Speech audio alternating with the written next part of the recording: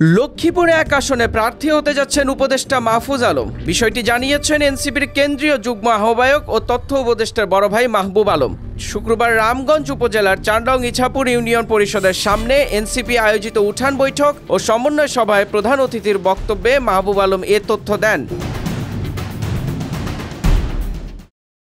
তিনি বলেন, বিগত 17 বছরে রামগঞ্জে উল্লেখযোগ্য কোনো উন্নয়ন হয়নি। অবকাঠামোগতভাবে উপজেলা ভেঙে পড়েছে। মানুষের বাক স্বাধীনতা কেড়ে নেওয়া হয়েছিল, তারা নিজেদের চাহিদাও প্রকাশ করতে পারত না। কিন্তু 5 আগস্টের পট পরিবর্তনের পর মানুষ মত প্রকাশের স্বাধীনতা ফিরে পেয়েছে এবং নিজেদের দুঃখ দুর্দশা আমাদের সঙ্গে শেয়ার করছে। মাহবুব আলম আরও বলেন, রামগঞ্জ তথা ইছাপুর ইউনিয়নের গর্ব, এই মাটি থেকে আমরা একজন উপদেষ্টা পেয়েছি। উপদেষ্টা মাহফুজ আলমের নেতৃত্বে রামগঞ্জের অবকাঠামোগত উন্নয়ন এগিয়ে চলেছে। তিনি উপদেষ্টা পরিষদ থেকে পদত্যাগ করলে আগামী নির্বাচনে এই আসন থেকে প্রার্থী হতে পারেন।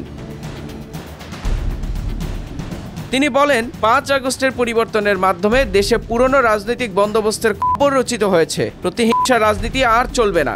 ক্ষমতায় থাকলেই বিরোধীদের ওপর নির্যাতন চালানোর দিন শেষ হয়েছে।